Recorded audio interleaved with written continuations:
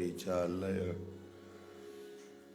सर्वदिनं प्रणमामि च माधवदेवपदं वाञ्छाकल्पतरुभ्यश्च कृपा सिन्धुवैव च पतितानां पावनेभ्यो वैष्णवेभ्यो नमो नमः।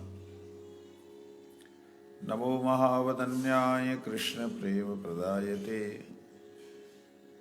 कृष्णाय कृष्णचैतन्यनामिने गौरत्विषे नमः। श्री कृष्ण चैतन्य प्रभु नित्यानंद श्री अद्वैत गदाधर श्रीवासादि गौर भक्तवृंद। हरे कृष्ण कृष्ण कृष्ण हरे हरे, हरे राम राम राम हरे हरे।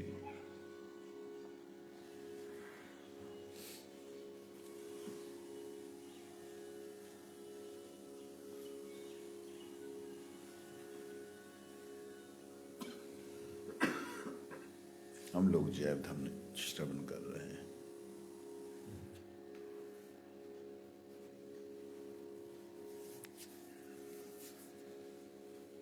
कल हमने श्रवण किया था ज्ञान बल क्रिया च न तस्य कार्यं करणं च विद्यते न तत्समा च समश्चाभ्यधिकश्च दृश्यते परास्य शक्तिर्विविधैव श्रूयते स्वाभाविकी ज्ञान बल क्रिया च। श्वेताक्षर उपनिषद में चित्त शक्ति के विषय में ऐसा वर्णन है। ते ध्यान योगानुगता अपश्यन् देवात्म शक्तिं स्वगुणैर निगूढ़ा यह कारणानि निखिलानि तानि कलात्मयुक्तान्यधितिष्ठत्येकः।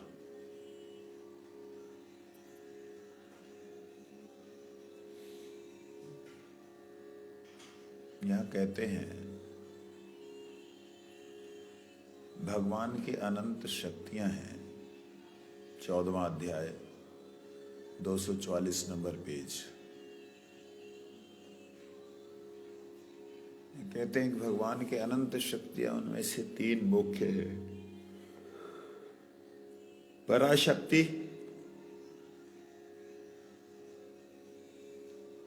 माया शक्ति, जीव शक्ति। पराशक्ति के विषय में वर्णन करते हुए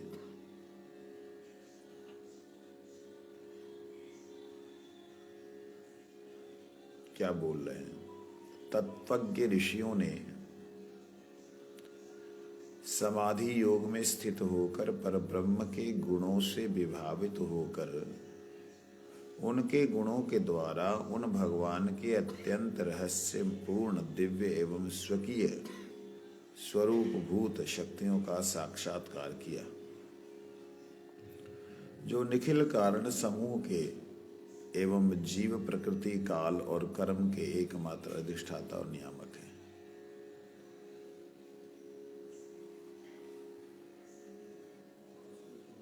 तत्व को जानने वाले उन्हें कहते तत्वज्ञ। ज्ञा मतलब ज्ञान। जो तत्व को जानने वाले हैं, तत्व का जिन्हें ज्ञान है, वो तत्वज्ञ हैं। तत्व किसे कहते हैं? कहते तत्व वह, वो तत्व शब्द है। तत् मीन्स वो, मीन्स वास्तव में, वो वास्तव में जैसे हैं वैसा जानना तत्व जाना है। तत्व को जानना है, समझे? तत्व जड़ भी होता है, चेतन भी होता है, लेकिन जड़ तत्व भी वास्तव में जैसा है उसे वैसा जाने तो वो जड़ तत्वज्ञ कहा जा सकता है उसे। तत्व का मतलब है जो वस्तु की स्थिति जैसी है, जैसी थी और जैसी रहेगी, उसे तत्व कहते हैं। ठीक है ना। आज हवा चल रही है, ठंडी है।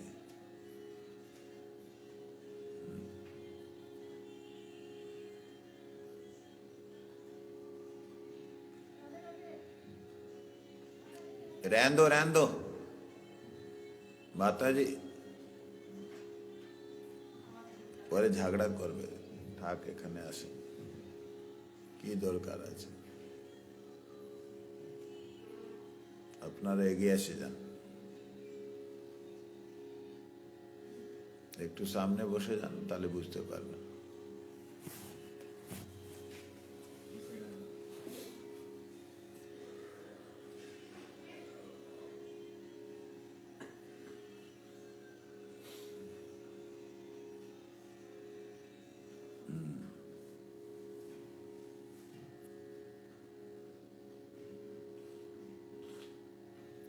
तो तत्व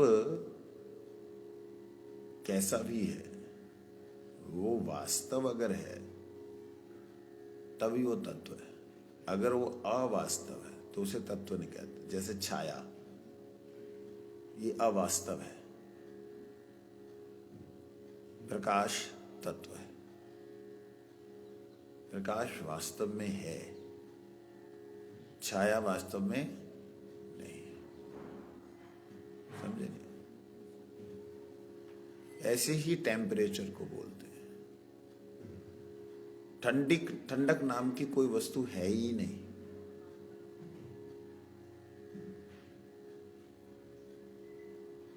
ठंड नहीं है तो ऐसे ऐसे क्यों बैठे? ये है गर्मी का अभाव। क्या है? अग्नि का अभाव है। इसको कैसे समझेंगे? समझने के लिए आप देखिएगा, आपको जब भी कभी भी कहीं का भी अगर आपको ठंडी गर्मी देखनी है कि कितनी ठंडी है कितनी गर्मी है, तो आपको क्या बोलते हैं? कितना टेम्परेचर है? 0, +5, -5, -20।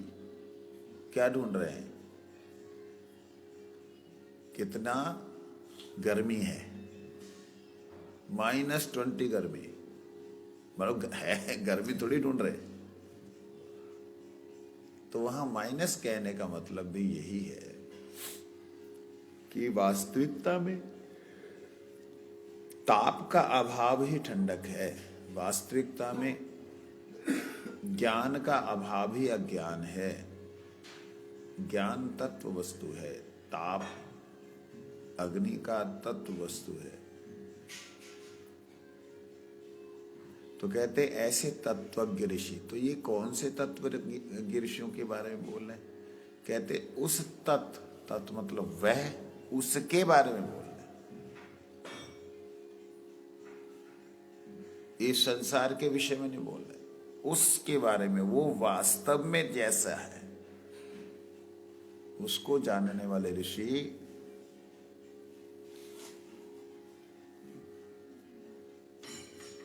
समाधि योग में स्थित होकर परब्रह्म के गुणों से विभावित होकर अपने गुणों के द्वारा उन भगवान के अत्यंत रहस्यपूर्ण दिव्य और स्वकीय शक्तियों का साक्षात। देखिए, ऋषियों ने ध्यान में स्थित होकर के ब्रह्म का नहीं, पर ब्रह्म का, पर ब्रह्म को धारण किया। धारण करने से, धारण मतलब कैसे धारण कर लिया? क्या पर ब्रह्म कोई छोटी चीज है जिसे धारण करेंगे? उसको जितना जाना, जो उनके गुणों में विभावित जितना हुए। विभावित मतलब एक होता भावना, एक होता विभावना, एक होता भाव, एक होता विभाव। तो भाव मतलब उसमें उसके प्रति आपका आकर्षण, विभाव मतलब उसका भी आपके प्रति आकर्षण, दोनों का, समझे नहीं? तो कहते हैं परब्रह्म के गुणों से विभावित होकर अपने गुणों के द्वारा, अपने गुणों के द्वारा, अपने गुणों के द्वारा का मतलब उनके गुणों का वर्णन हम नहीं कर सकते। वो कैसे तत्व हैं, कैसी वस्तु है, उसका वर्णन कोई शब्द नहीं कर सकता। हम जो भी वर्णन करेंगे वो अपने ही संसार के उदाहरणों के द्वारा, अपने ही गुणों के द्वारा, अपने पास जो है उसी के द्वारा उसका वर्णन करेंगे। बात ये समझने वाली है। एक एक शब्द में बड़ा विशेष महत्व है। जैसे उदाहरण के लिए मैं कई बार उदाहरण देता हूं। आप भोजन करते, तो भोजन को किसने किया? आपने। उसका स्वाद किसने लिया? आपने। आपसे पूछा जाए नमक कैसा था? परफेक्ट था। वो परफेक्ट कितना था ये आप बता नहीं पाएंगे। आपकी जवान को, आपकी जिह्वा को हो सकता है वो परफेक्ट लगे। जिसको कम नमक अच्छा लगता है उसको क्या लगेगा?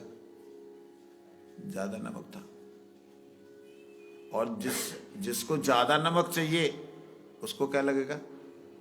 कम नमक था। तो प्रत्येक व्यक्ति किसी भी वस्तु का और उन वस्तु के गुणों का अनुभव करता जब है, तो वह व्यक्ति अपने ही गुणों के द्वारा उसका वर्णन कर सकता है, अपने ही अनुभव के द्वारा उसका वर्णन कर सकता है। अब अपने अनुभव के द्वारा उन्होंने अपने गुणों के, उन भगवान का जो अनुभव हुआ उन अनुभवों के द्वारा अपने गुणों से उन्होंने क्या किया? भगवान के अत्यंत रहस्यपूर्ण दिव्य और स्वकीय स्वरूप का जो साक्षात किया था, शक्तियों का जो साक्षात किया था, उन निखिल कारण समूह के एवं जीव प्रकृति काल और कर्म के एकमात्र अधिष्ठाता और नियामक, ऐसा उन्होंने समझा उन ब्रह्म को।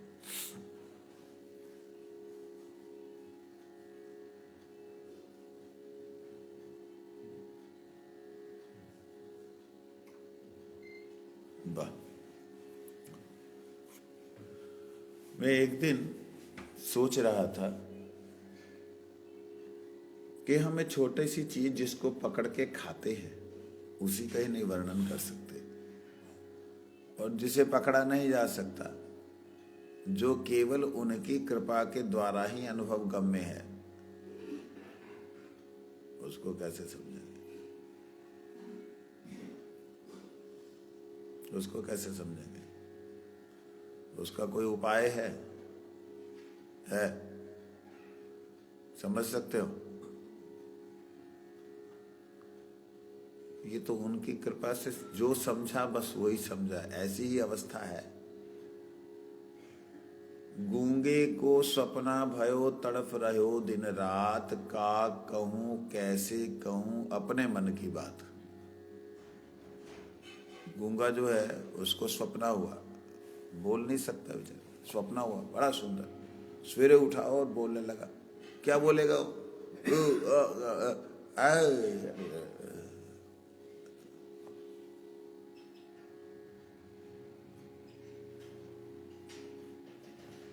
क्या बोल रहा है भाई? ये इशारों में जो समझ जाए, 50 के पास इशारा कर रहा है, 50 अपने अपने बुद्धि के अनुसार समझेंगे। तो ऋषियों ने जो अनुभव किया है, ऋषियों ने जो लिखा है शास्त्रों में या वर्णन किया है अपने शब्दों के द्वारा, उसको समझने वाले रजोगुण सतोगुण तमोगुणात्मक जो वृत्ति के लोग हैं, इनमें भी तमोगुण विशेष, रजोगुण विशेष, सतोगुण विशेष हैं, और इनमें भी सतो रजोगुण विशेष, तमोगुण निकृष्ट हैं, कम है उनमें। तो ऐसे व्यक्ति उनके द्वारा कहे गए शब्दों को अपनी बुद्धि के अनुसार ही मापेगा, तोलेगा, समझेगा। क्योंकि उन्होंने जो कहा है वो वाणी गम्य नहीं है। अगर भगवान के गुणों को वाणी के द्वारा बोल दिया तो वो गुण रहे नहीं, भगवान का है ही नहीं भगवान का गुण। बात मेरी समझ पा रहे हैं? नहीं समझे ना? अगर भगवान के किसी भी गुण को आपने वाणी के द्वारा बोल दिया, एक्सप्लेन कर दिया, तो समझना वो वास्तविकता में उनका गुण का वर्णन नहीं किया है। क्यों? उनका गुण इससे अत्यंत अलग है, बिल्कुल ही विलक्षण है। आप जो वर्णन कर रहे हैं सिर्फ बुद्धि और बुद्धि से शब्द, मन से शब्द तक जो सीमित है वही वर्णन कर सकते हैं। अपने स्वाद का वर्णन साधारण सी बात, जैसे अपने स्वाद का वर्णन, बहुत अच्छा था महाराज जी, वो कह रहा कहाँ अच्छा था, मेरे नमक ज्यादा लगा इसमें, वो महाराज मेरे लिए बहुत अच्छा था। तो क्या अच्छा था? इस अच्छे को आप वर्णन डिस्क्राइब कर सकते? नहीं कर सकते। तो ऋषियों ने जो कृपा करके जो हमें दिखलाया, जब बतलाया, वो उनके अपने गुण थे। अपने गुण मतलब ब्रह्म में प्रतिष्ठित वाले गुण, ऐसे गुण नहीं हम जैसे बोल रहे हैं, पक रहे हैं, चल रहे हैं ना। ब्रह्म में प्रतिष्ठित थे, ब्रह्म अविश्नात थे। थोड़ा इसको और खोलता हूं, वो स्वयं ब्रह्म थे, ब्रह्म भाव में प्रतिष्ठित थे, हम जीव भाव में प्रतिष्ठित हैं। समझ आई बात? ब्रह्मभूत प्रसन्नात्मा, ना शोचती ना कांक्षति। आगे समोहम सर्वभूतेषु मद भक्ति लभते, ऐसे ही है, मद भक्ति लभते ब्रह्म जोगियो। तो जो ब्रह्मभूत है उस स्थिति में, मतलब उसके अंदर जीव भाव का अभाव है, जीव भाव है ही नहीं। उस स्थिति में जो होगा उसके अपने गुण तो हैं, दिव्य गुण है। हमारे जब छोटे से पतित जीवों के, मतलब फंसे हुए जीवों के गुण है, तो उनके दिव्य गुण है।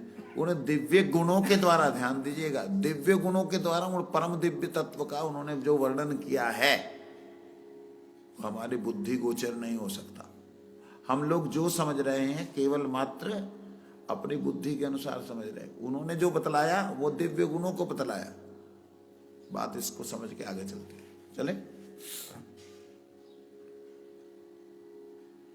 समझने के बाद उन्होंने क्या कहा कि भगवान अत्यंत रहस्यपूर्ण हैं। भगवान अत्यंत रहस्य, कैसे रहस्यपूर्ण है? दिव्य रहस्य हम नहीं उलझा खोल सकते। एक कन्हैया तो हमारो है तेरो है। अरे प्यार से भाई बुलाओ तो आ जाएगा, आ जाएगा। ये जो देख के बोल रहे हैं ना, ऐसे ही नहीं बोल रहे। हर किसी का कन्हैया हुआ नहीं। नहीं, प्यार से बुलाओ। तो प्यार तुम्हारा है कहाँ? तुम अभी शरीर छोड़ने को तैयार हो तो बोलो। हो हाँ, खाना पीना बंद, मंत्र जप शुरू। शरीर टूटे टूटने दो, शरीर अकड़ने अकड़ने दो, शरीर के अंदर की हड्डियां जमने दो जमने दो, बर्फ हो रही है हो रहे दो। आओ बैठो ध्रुव की तरह। कल्पना करके देखिए, ध्रुव जी ने 6 महीने में भगवान को प्राप्त किया। उन 6 महीने में कितनी बारिश हुई होगी, जहाँ कितनी ठंडी आई होगी, जहाँ कितनी गर्मी हुई होगी। और कहाँ पे किया? कोई जाकर के हिमालय में नहीं किया, यही मधुबन मथुरा के पास ध्रुव टीला। और हमारे यहाँ की गर्मी कैसी होगी, हमारे यहाँ की ठंडी भी कैसी होगी, हमारे यहाँ की बरसात भी कैसी होगी। बात समझने वाली है। 3 ऋतुओं को पार किया उन्होंने। ग्रीष्म, सर्द, बसंत में जाके भगवान के दर्शन हुए।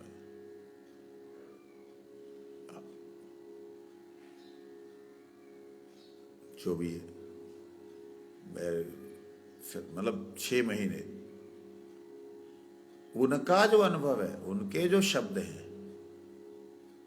वो जब उस स्थिति में व्यक्ति पहुंचता तब भगवान नारायण के दर्शन, नारायण भी जिनका ध्यान करते हो वो कृष्ण हमारा ही है बोल दो, मन के लड्डू खाते रहो। भजन करना पड़ेगा, साधन करना पड़ेगा, ऐसे ही हमारे ये बोलने से मिल जाएंगे। हमारे बोलने से तो फिर ऐसे कोई ऐसे चलता फिरता जैसे कोई नाटकबाज कोई देवी देवता ही मिलेगा। कृष्ण तो ऐसे नहीं मिलते। प्राण धन को बुलाने के लिए प्राणों का अर्पण होता है, तब प्राण धन आते हैं। समझ लगी? तो इन्होंने प्राणों को उत्सर्ग किया, तब उन्होंने बोला अत्यंत रहस्यपूर्ण। कैसे रहस्य? दिव्य और स्वरूप शक्तियों का भगवान की अत्यंत रहस्यपूर्ण दिव्य एवं संपूर्ण भगवान की जो शक्तियां हैं उनका साक्षात, संपूर्ण शक्तियों को देख पाए वो।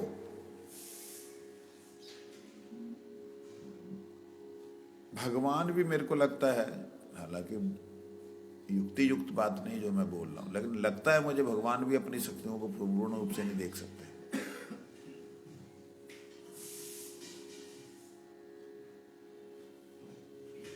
क्षुद्र बुद्धि से बात कर रहा हूं, छोटी बुद्धि से। जैसे सूर्य एक जगह पे है, सूर्य अपने प्रकाश की जो सीमा है, असीम है ना उसका प्रकाश, वो प्रत्येक असीमित तत्व को जहां वो जाकर के किरणें जो मैं पहले भी एक बोला था, किरणें जो जाकर के क्या गुल खिला रही हैं, शब्द मेरे को याद भी नहीं है मैंने उस वक्त क्या बोला था। तो वो जहां जहां वो जा रही हैं किरणें, सूरज तो एक देशीय है, सूरज की किरणों के माध्यम से सूरज वहां के तत्व का अनुभव करता है, परंतु समग्र का अनुभव जो है सूर्य का, समग्र का अनुभव, जहां जहां उसकी किरणें चतुर्दिश दसों दिशाओं में जा रही हैं। दरवाजे को ना लॉक कर दो, बंद कर दो।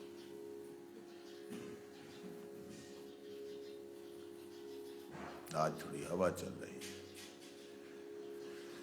शीत लहर का प्रभाव। एटा नीचेटा नीचेटा, अच्छा थाक थाक थाक आसो।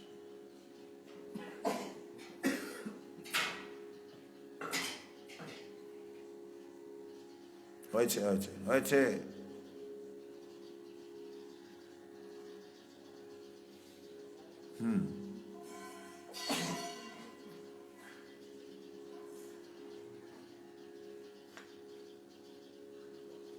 भगवान की अनंत शक्तियों की अनंत क्रियाओं का भगवान स्वयं बोलते हुए अर्जुन से कह दिया। भगवान ने, मेरी विभूति अनंत है अर्जुन, मैं क्या वर्णन करूं उसका,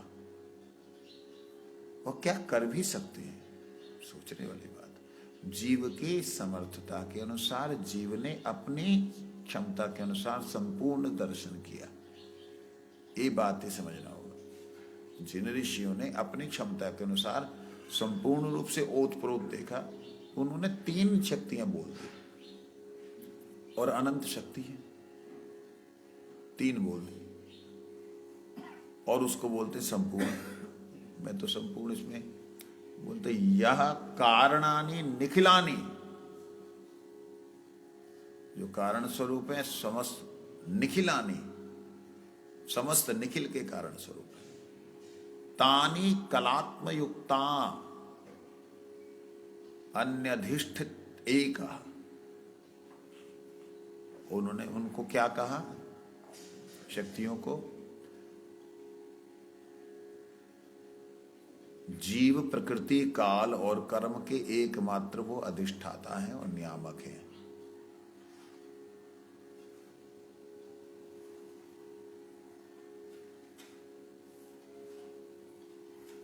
कहते हैं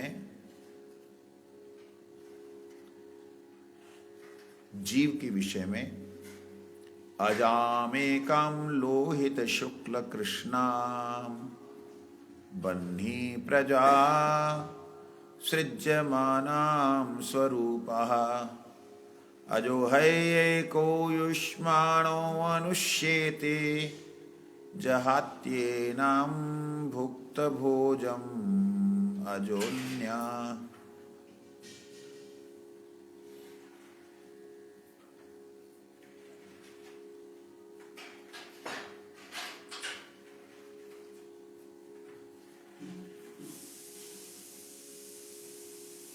बंद करो उसको।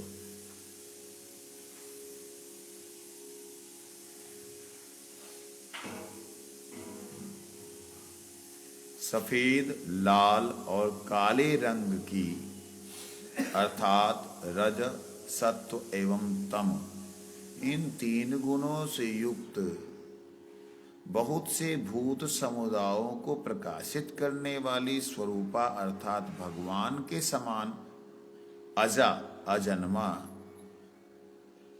एक श्रेणी के अज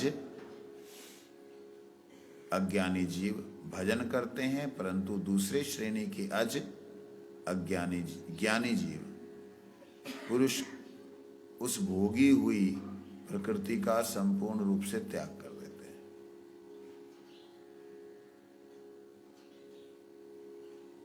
समझ आ गई? हमें ना आई समझ। कहते हैं जो उन्होंने देखा उसे तीन प्रकार से देखा। जैसे आप अग्नि को देखते हो, अग्नि को देखते तो ऊपर से आपको उसकी लो जो है कैसी दिखाई देती है? लाल। थोड़ा और अंदर जाते हैं तो कैसी दिखाई देती है? गोल्ड। थोड़ा और अंदर जाते तो कैसी दिखाई देती है? नीली, है ना? ऐसी होती है। कहते इसी प्रकार से इन्होंने सफेद, लाल, सफेद और काले रंग की, रजोगुण लाल, सतोगुण सफेद और तमोगुण काला, इस तरीके से उन्होंने त्रिगुणात्मिका जो तीन गुणों वाली जो माया है उनका दर्शन किया। ये माया भगवान की तरह ही अजा है। ये माया भगवान की तरह ही अज है। अज का मतलब जिसका जन्म मतलब नित्य है। माया नित्य है। बाप रे, समझाया कुछ? कैसे नित्य है बता सकते हो? भगवान नित्य और भगवान की माया भी। सूरज नित्य तो मतलब प्रकाश नित्य है तो अंधकार भी प्रकाश नित्य, तो प्रकाश ही नित्य रहेगा ना। प्रकाश नित्य तो उसका व्यवधान, अंधकार भी नित्य है। तो इसी प्रकार से चैतन्य तत्व का व्यवधान अचेतन तत्व भी नित्य है। समझ आई? तो कहते हैं उसी अजा शक्ति को एक श्रेणी के जो लोग हैं, जीव हैं, वो भजन करते हैं, मतलब उसका सुख लेते हैं, उसमें पड़े रहते हैं, उसका भोग करते हैं। उसे कहते हैं एक श्रेणी के लोग। और दूसरी श्रेणी के लोग जो ज्ञानी पुरुष हैं उसका त्याग कर देते हैं। भगवान की प्रकृति का त्याग करना क्या उचित है? हाँ, क्योंकि ये कौन सी प्रकृति है? रजोगुण, तमोगुण, सतोगुणात्मिका। तो त्रिगुणात्मिका जो प्रकृति है वो माया प्रकृति है, छाया शक्ति है। छाया का परित्याग करके आपको जो प्रकाश है उसकी तरफ जाना चाहिए कि नहीं? अंधेरे को छोड़ करके जाना चाहिए कि नहीं? लेकिन कई लोग अंधेरे में ही सुख पाते हैं। जैसे रात को उड़ने वाले जीव जो हैं, रात को चलने वाले निशाचर जो हैं, उन्हें निशा ही अच्छी लगती है ना? जैसे ही सूर्य की किरणें आने लगती उससे पहले वो सब के सब छुप जाते हैं। समझे नहीं? तो तो इसी तरह से कुछ लोग माया में ही फंसे रहना चाहते हैं, माया ही उन्हें अच्छी लगती है, और ये त्रिगुणात्मिका माया का वो भजन करते हैं। भजन मतलब भोजन, भजन मतलब सेवन, भजन मतलब उसके अनुसार चलते हैं। तो इसलिए उन्हें आप जबरदस्ती ले भी नहीं सकते कि नहीं नहीं तुम कृष्ण भक्ति करो, क्या आप क्या साईं और क्या बाई और क्या किसके उल्टे सीधे चक्करों में पड़े हुए हो, छोड़ो इनको, भजन करो ना। तुम पागल हो, वो कृष्ण के, राम के, भगवान के हजार दोस्त दिखाएंगे, दिखाई देंगे वो।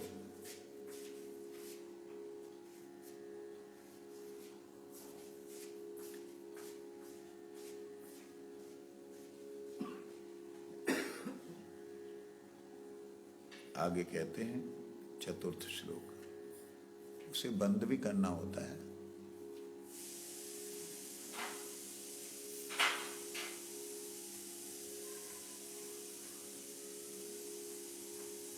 छंदासि यज्ञा क्रतवो व्रतानि भूतं भव्यं यच्च वेदा वदन्ति अस्मान्यमायि सृजते विश्वमेतत् तस्मिंश्च अन्यो मायया सन्निरुद्धः। श्वेताक्षर उपनिषद के ही ये सारे श्लोक हैं। कहते हैं माया शक्ति के विषय में, जीव शक्ति के विषय में बतलाया कि दो प्रकार के जीव हैं, एक हैं माया को भोग करने वाले और एक है माया का त्याग करने वाले। ठीक है, कहते जो सब वेदों के उपदेश हैं, घृत आदि द्वारा होने वाले याग यज्ञ कर्तु अर्थात ज्योतिष्टोम आदि यज्ञ विशेष यज्ञ हैं। नाना प्रकार के व्रत तथा और भी जो कुछ भूत भविष्य वर्तमान पदार्थ अर्थात संपूर्ण विश्व है जिनका वेदों में वर्णन पाया जाता है, वे सब माया प्रकृति के अधीश्वर परमात्मा ने रचा है। इस प्रकार रचे हुए इस जगत में अज अर्थात जीव समुदाय उनकी भगवान की माया द्वारा बंधा हुआ है। माया शक्ति के बारे में ये कह रहे हैं कि जो माया शक्ति है, छंदासि यज्ञा क्रतवो व्रतानि भूतम भव्यम यच्च वेदा वदन्ति। कहते हैं वेदों के उपदेशों, जितने भी उपदेश हैं उसमें जितने भी उपदेश हैं वेदों के, ज्ञान के जो भी उपदेश दिए गए, उपदेश शब्द का अर्थ क्या होता है?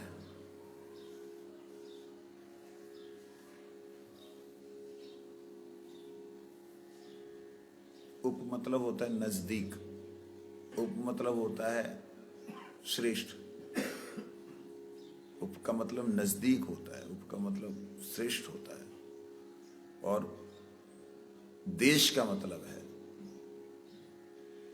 भगवान अपने नजदीक तक लाने वाला जो स्थान है, अपने नजदीक तक आने वाला जो तत्व है वो बता दे।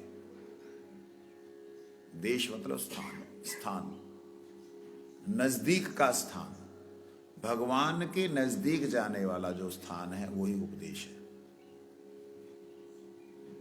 चाहे वो ज्ञान है, चाहे वो कर्म है, चाहे वो यज्ञ है।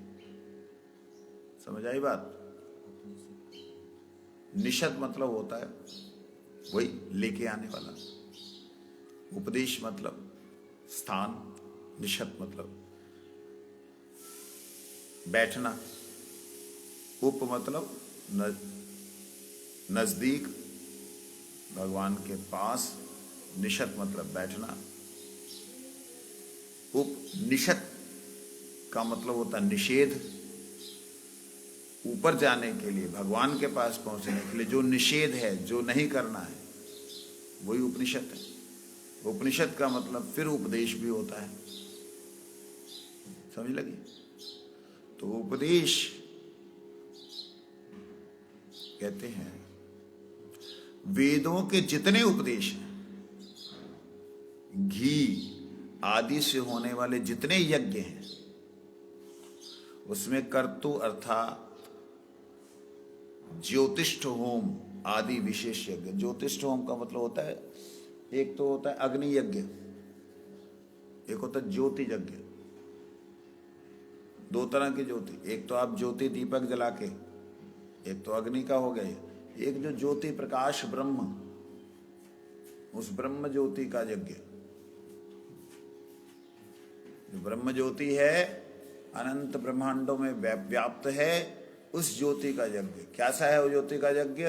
कोई जीव जो प्रकट हो रहा है उसी से ही निकल रहा है, उसी में प्रवेश कर रहा है। स्वाहा अयमात्मा समर्पयतु, इस प्रकार से। ब्रह्मणो हवि, हविर है ना, ब्रह्म ही उसकी हवि है। हवि ही जो होता है वो भी ब्रह्म है, जो भोगता है वो भी ब्रह्म है, जो लेता है वो भी ब्रह्म है। ये है जो सर्वश्रेष्ठ है, ज्योतिष्ठ हो, जो विशेष है। कहते नाना प्रकार के जितने व्रत हैं, जो कुछ भी भूत भविष्यत वर्तमान पदार्थ में है दिखता, इस विश्व में जो दिखता है, कहते जिनका वर्णन वेदों में पाया जाता है, इन सबको माया प्रकृति के अधीश्वर ने रचा है। ईश्वर ने माया प्रकृति, जितनी माया है उसके ईश्वर ने रचा है। और इस प्रकार से रचे हुए जगत में जो जीव है वो माया से बंधा हुआ है। माया से बंधा हुआ मतलब अपने आप ही बंधा हुआ है, बांधा नहीं है किसी ने। है हमको बांधा नहीं, हाँ नहीं बांधा, अपने आप ही बंधा हुआ है। समझे लगी? कुछ समझ आया? बंधन हमारा है, हम बंधे हुए हैं। हम खोल देंगे तो निकल जाएंगे, हमें नहीं खोलना है। भगवान ने तो खोल रखा है, भगवान ने किसी को बांधा है ही नहीं। माया बिचारी ने किसी को बांधा नहीं।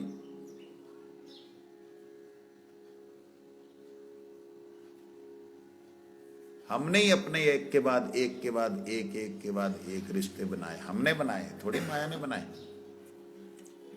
शुद्धात्मा कैसे अपने पर कवर चढ़ा सकते? कवर चढ़ा सकते? कवर है, घुसी है उसमें,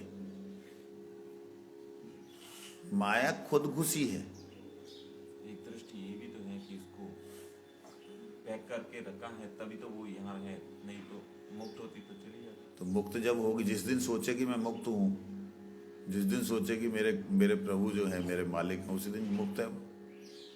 लेकिन जो संस्कार है उसका, संस्कार भस्म, संस्कारों का कोई महत्व नहीं है। लेकिन विचार करने से थोड़े होगा। विचार करने से होगा ना, ये तो यही तो विचार करना है। अगर तुम संस्कारों के बंधन में बंधोगे तो तुम कभी मुक्त नहीं हो सकते, निकल ही नहीं सकते। केवल नाम ही एकमात्र है जो कि जीव को इस संसार से निकाल सकता है। शब्द ही एकमात्र है और वो सबसे सूक्ष्म है, और जीव शब्द द्वारा ही बना हुआ है। तो इसलिए जीव शब्द का चिंतन अनुशीलन करे, मुक्त है। हमने बना रखी माया, किसी ने नहीं बनाई। हमने अपने शरीर को ऐसा बना रखा, किसी ने नहीं बनाया। नहीं मेरे शरीर में आलस, हमने बनाया आलस। हमारे से कमजोर लोग भी, हमारे से साधारण लोग भी कितनी मेहनत करते हैं। आज हम यहाँ पे इसमें ठंडी में ठंडा कर रहे, जो -40 में है, जहाँ पे गर्म पानी, उबलता हुआ पानी हवा में फेंकोगे तो ऊपर ही जम जाएगा। वो ऐसे फेंकने से जम जाएगा। वो जहाँ पे ऐसी अवस्था है, वो लोग कैसे रह रहे हैं। हम यहाँ पे हालत खराब हो रही, क्योंकि हमने अपने शरीर को ऐसा समझा और बनाया, बंधन में पड़े। इसी प्रकार से जो सूक्ष्म ज्ञान के द्वारा परमात्मा के साथ में जुड़ते हैं, वो भी हमारी तरह ही जीव हैं। अंतर ज्यादा कुछ नहीं है। केवल उन्होंने शब्द को ग्रहण कर लिया, शब्द के आश्रय हो गए, भगवान के नाम आश्रय हो गए, इसलिए नाम के कृपा से या नाम के सहारे से उनको ऐसा अनुभव हुआ कि हाँ हम मुक्त हो गए या बंधन मुक्त हो गए। गुरुदेव बोलते हैं कई बार, यहां से बोलो, इधर से कृष्ण, इधर से हरि नाम करो, बोलो हे कृष्ण मैं आपका हूं। एक बार बोलो, एक बार बोलो, उसी वक्त भगवान स्वीकार कर लेंगे। इधर से हम नहीं बोलता, इधर से बोलता है, ऐसे नहीं आवेश में बोलते वो। मैंने तो एक बार बोला था तो उसके बाद 1000 बार तो बोल दिया, तू मेरा है मैं तेरा, तू मेरा। उसको देख के इसको देख कर बुद्धि खराब करता है। 1000 बार तो इधर बुद्धि खराब करता है, एक बार उधर बोला, उधर एक बार बोला मतलब हमेशा ही बोलना पड़ेगा, हमेशा के लिए उनका है, नहीं थोड़ी देर तो उनका इधर, बाकी समय इनका ना नहीं चलेगा। ये चीज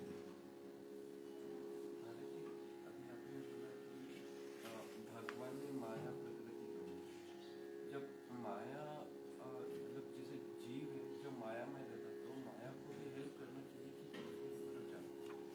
माया तो हेल्प ही कर रही है, आपको बार बार थप्पड़ लगा रही है, माया हेल्प नहीं कर रही। इतना जो कष्ट दे रही है माया, जो इतना कष्ट देती है, वो कष्ट से भी आप जो है माया के अंदर सुख खोजते हैं। वो तो बता रही है यहाँ ठंडी है भाई, कमरे में चला जा, ठंडी है, बाद में घुटने जुड़ेंगे, फिर मत को मत मत बोलना। बेचारी तो बोल ही रही है। और माया वह आकर के थोड़ी ना ऐसे सामने मेरी आके बोलेगी, अब वो सामने आके भी बोल रही है, मैं तो बोल ही रहा हूं। और कितना माया देवी कृपा करेगी। हमको सत्संग दे दिया माया ने अपने राज्य में, मजाक है क्या? कितने लोग बैठे हैं सत्संग में, गाली दे रहे होंगे सवेरे सवेरे, कोई भोजन की तैयारी कर रहा होगा, कोई उठ रहा होगा, कोई नहा रहा होगा, यही तो चल रहा है। बड़ी सुंदर बात किसी संत ने कही, मेरे बहुत अच्छी लगी। कहते जो ब्रह्म मुहूर्त चला गया, समझ लो कि तुम्हारे जीवन का एक बहुत बड़ा क्षण चला गया। कहते तुम्हारा मोबाइल, तुम्हारी वार्तालाप, वो तो वहीं टिकी पड़ी है, जब उठाओगे जब मिल जाएगी, लेकिन ये काल की घड़ी ये हाथ से चली गई तो कुछ नहीं मिलेगा। बड़ी अच्छी लगी बात। सवेरे उठते ही मोबाइल टिंग टिंग टिंग। देखिए मोबाइल का मैंने भी बड़ा ही सदुपयोग किया गुरुजी की कृपा से, लेकिन मोबाइल का अपनी दुर्बुद्धि के कारण कोरोना काल में 18 घंटे तक लगातार मोबाइल को मैंने देखा, जिसके कारण ये नजरें भी कमजोर हो गई। 18 घंटे कोई मामूली बात होती है, देख सकता है कोई आदमी। मैंने कहा आज इसको देख के ही खत्म करना है, आओ। 18 घंटे मोबाइल में देने वाले व्यक्ति का भजन साधन क्या होगा? शून्य। ना भजन ना साधन, ना हरि नाम, ना जप, ना संध्या, ना वंदन। बीमारी अवस्था में था, देखा, चलो भगवान की कृपा से कोई दुर्बुद्धि नहीं हुई, लेकिन वो कृपा उनकी थी, गुरु जी की थी। 18 घंटे बहुत बड़ी बात होती है, समझे नहीं बात। आत्मा ने अंदर से ये बात कही, उसी को मैं महान आत्मा कह रहा हूं, महात्मा कह रहा हूं। किसी महात्मा ने कहा, जो उसका मतलब यही है कि जो मैसेज आए हैं, जो संदेश आए हैं, वो संदेश रिपीट भी होंगे, वो संदेश तुम्हारे पास पड़े हुए हैं, जब जी चाहेगा तब देख लोगे। लेकिन जो ब्रह्म मुहूर्त का समय तुम्हारे हाथ से निकल जा रहा है, ये दोबारा नहीं आने वाला। आज के दिन जो तुम्हारा संध्या वंदन का समय निकल गया, ये दोबारा नहीं आने वाला। आज के दिन ये निकल जाएगा, इसलिए अभी उठ जाओ। ठीक है, अगर रात को तुम्हारा कोई साधन था, कोई भजन था, या कोई ऐसी बात थी तुम नहीं सो पाए, तो थोड़ी देर बाद सो जाना, लेकिन अभी भजन का समय मत नष्ट करो। तूर्णम यतेत न पतेत यावत, तूर्णम अभी इसी समय, ऐसा। ये बात हमें समझनी पड़ेगी, नहीं समझेंगे तो बेकार है।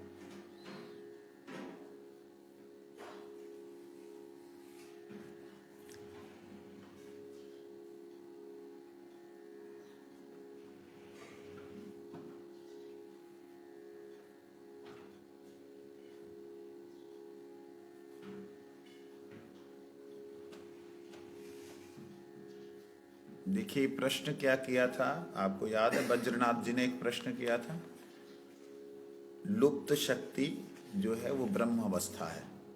प्रश्न ये था कि जो और ईश्वर अवस्था में रहते हैं। ब्राह्मण मंडली है, जो ब्रह्म को जानने वाले लोग हैं, वो परम तत्व की जो ब्रह्म अवस्था है उसे कहते हैं लुप्त शक्ति, और ईश्वर अवस्था है उसे कहते हैं व्यक्त शक्ति। व्यक्त शक्ति, अव्यक्त शक्ति, व्यक्त ब्रह्म, अव्यक्त ब्रह्म, है? व्यक्त गुण, अव्यक्त गुण, इस प्रकार से वो लोग बोलते हैं। तो आज अब हमने जो सुना 4 श्लोकों को विशेष करके, उससे ये मालूम पड़ता है कि परमात्मा की 3 शक्तियां हैं, जब उस ब्रह्म की 3 शक्तियां हैं, तो जिनकी 3 शक्तियां हैं वो व्यक्त अवस्था में हो या अव्यक्त अवस्था में हो, वो शक्तिमान तो हमेशा ही। हमारे सामने सूरज नहीं है, परंतु सूरज का ताप भी है, सूरज का ताप भी है, उसका प्रकाश भी है, और उसका स्वयं का रूप भी है। उसकी 3 शक्तियां वर्तमान में हैं, हमारे सामने नहीं है। हमारे सामने नहीं होने से है ही नहीं, ये मूर्खता है, अज्ञानता है। इसी प्रकार से अभी जो 3 शक्तियों की विशेष बात की, यहां पे कह रहे हैं लुप्त शक्ति ब्रह्म वास्तव में कोई वस्तु है ही नहीं। ये मायावादियों का एक काल्पनिक तत्व है या विचार है। निर्विशेष ब्रह्म वस्तुतः मायावाद से परे होता है। निर्विशेष ब्रह्म वस्तुतः मायावाद से परे होता है। वेद में सविशेष ब्रह्म के संबंध में इस प्रकार का वर्णन है। देखिए, निर्विशेष ब्रह्म हो ही नहीं सकता, है ही नहीं। अब ये बात मेरी कुछ विद्वान भी सुन रहे होंगे, जिन्होंने शुरू से ही निर्विशेष ब्रह्म के बारे में पढ़ा है। उनको ब्रह्म की विशेषता कहां से समझ आएगी? अरे भैया, निर्विशेष ब्रह्म के बारे में अगर शुरू से पढ़ रहे हो तो पढ़ क्या रहे हो? विशेषता ही तो पढ़ रहे हो उसकी। अगर वो निर्विशेष है, अगर वो निराकार ही है, अगर उसका कोई गुण है ही नहीं, निर्गुण ही है, तो पढ़ क्यों रहे हो? पढ़ रहे हो, गुणों को पढ़ रहे हो ना, उसके ज्ञान को ले रहे हो ना। अगर अज्ञानी है मतलब गुण नहीं है, निर्विशेष है, उसकी विशेषता नहीं, तो सुन क्यों रहे हो?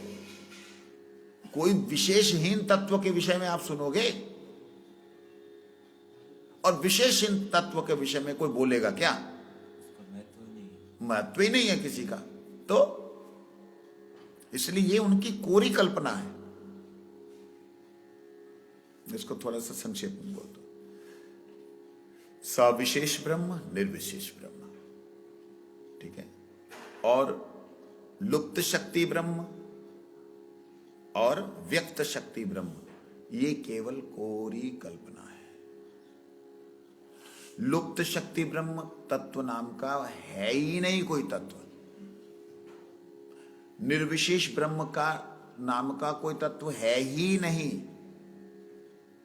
अगर निर्विशेष तत्व के बारे में आप कहते हो निर्विशेष ब्रह्म, तो आप समझ लीजिए अपने आप को धोखा दे रहे हो। क्यों धोखा दे रहे हो?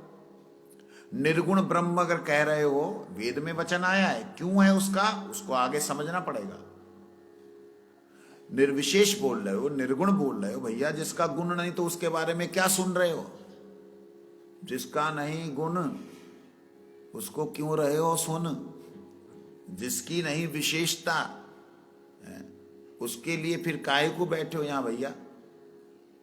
ये जितने भी लोग इस प्रकार से बोल करके लोगों को भ्रमित करते हैं, श्वेताश्वर उपनिषद उन सब के विचारों का खंडन कर रही है और बड़े उच्च स्वर से कर रही है।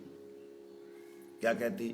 य एको अवर्णो बहुधा शक्ति योगात् वर्णान अनेकान निहितार्थो दधाति।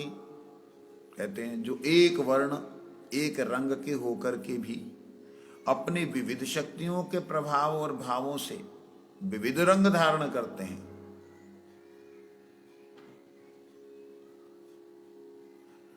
विभिन्न शक्तियों के द्वारा संपूर्ण विश्व में व्याप्त हैं, कहते वही वास्तविकता में ईश्वर है, वही वास्तविकता में ब्रह्म है। विश्वम व्याप्ति थी ब्रह्म, जो विश्व में व्याप्त है वो ब्रह्म है। इसका मतलब यह है कि विश्व में व्याप्त तो है ना, आकाश भी तो व्याप्त है। आकाश को तो ब्रह्म बोला नहीं, उसको जड़ बोला। आकाश पंच तत्व से परे है ना ब्रह्म, तो उस ब्रह्म को ना जानने के कारण आप बोलो है ही नहीं, आप बोलो निराकार है, आप बोलो निर्विशेष है, आप बोलो निर्गुण है, तो अज्ञानता का थोड़ा परिचय है। विशेष रूप से समझना होगा लुप्त शक्ति ब्रह्म शब्द है ही नहीं। ब्रह्म है तो उसकी शक्ति भी है। कौन सी शक्ति है? यतो वा इमानि भूतानि जायन्ते येन जातानि जीवन्ति यत् पर्यन्त विशन्ति तद्विद् जिज्ञास तदैव ब्रह्म। ब्रह्म कौन है? उसके बारे में जानो बोल रहे। अगर वो उसका गुण ही नहीं है उसके बारे में क्या जानेगा भाई? कहते उसके बारे में जानो। अथा तो ब्रह्म जिज्ञासा, ब्रह्म की जिज्ञासा करो। क्यों ब्रह्म की जिज्ञासा करें अगर उसकी कोई विशेषता नहीं है तो? ये शब्दों के अर्थ को ना समझने के कारण अनर्थ हो रहा है। इसलिए शब्दों के अर्थ को समझना होगा। निर्गुण कहा माया गुणातीत स निर्गुणा, परंतु स्वगुण अपने गुणों में कैसे हैं? जो जीवंती, जो जन्म देते हैं, रखते हैं, नाश करते हैं। तीन गुण ब्रह्म से हैं। यतो वा इमानि भूतानि जायन्ते, जीवंती, प्रशंति और नष्ट होते। तीनों हुआ, रहा, चला गया। ये तीनों तो जो है जिनमें है उनको आप निर्गुण बोल रहे हो जी। तो माया के गुण नहीं है, ठीक है, तो माया के गुणों के परे भी एक ऐसी अवस्था जहां पे जायंती, जीवंती, अविशंति। माया के अंदर है जायंती, जीवंती, अविशंति। माया से परे भी जायंती, जीवंती, अविशंति, उसे ब्रह्म कहते हैं। तद्विद् जिज्ञास तदैव ब्रह्म। ये चीज को कितना विचित्र अवस्था में समझा जाए। मैं तो अभी बोल रहा हूं, मेरा तो समाधि लगनी शुरू हो गई। मतलब मैं उधर चला गया हूं अभी सोचने में कि भाई ये कैसा दिव्य स्वरूप है कि उधर है वो माया से अलग है, इधर है माया के द्वारा है। इधर माया के द्वारा कैसे? जायंती, क्योंकि वहां तो जन्म होता ही नहीं जीव का। जब जीव का जन्म ने तो जायंती कैसे बोल दिया? जिसका जन्म ही नहीं उसको जायंती कैसे बोल दिया? फिर जीवंती कैसे बोल दिया? जीवन ने है, जन्म हुआ, जीवन है। जायंती, जीवंती, अविशंति, विशंति, उसके बाद में अंत में जो है विशंति, नष्ट हो जाते। ये तीन चीजें ब्रह्म में कैसे हो सकती हैं? तद्विद् जिज्ञास तदैव ब्रह्म, वो ही ब्रह्म है। कैसे हो सकता है? वो दिव्य है। कैसा दिव्य है? वो दिव्यता को समझने के लिए दिव्य अवस्था में पहुंचना पड़ेगा। वंशा कल्पतरुश्च कृपा सिंधु वैष्णवेभ्यो नमः।